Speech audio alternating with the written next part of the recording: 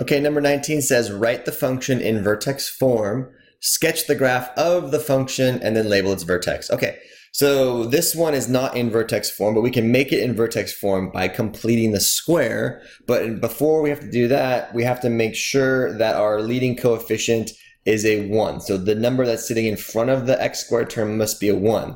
The way that we accomplish that is dividing everything by 3.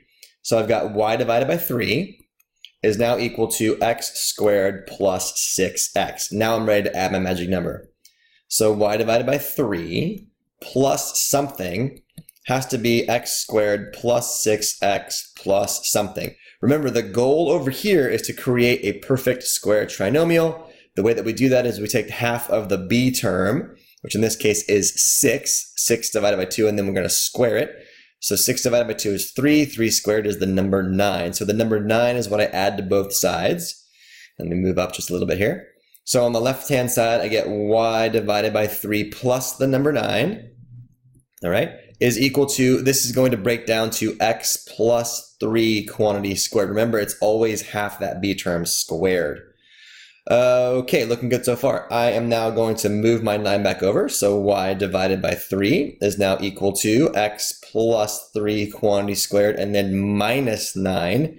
And then I'm going to multiply both sides by the number 3 here to get the y by itself. So I'll come up here for you. So I'll see that y is now equal to 3 times the quantity of x plus 3 all squared minus 27. Don't forget to distribute that 3 to both your terms. Okay, here I can clearly see now the vertex is located at -3 comma -27. And I know that my quadratic opens up because my a value is worth 3. So I'm going to sketch this one not really to scale for you.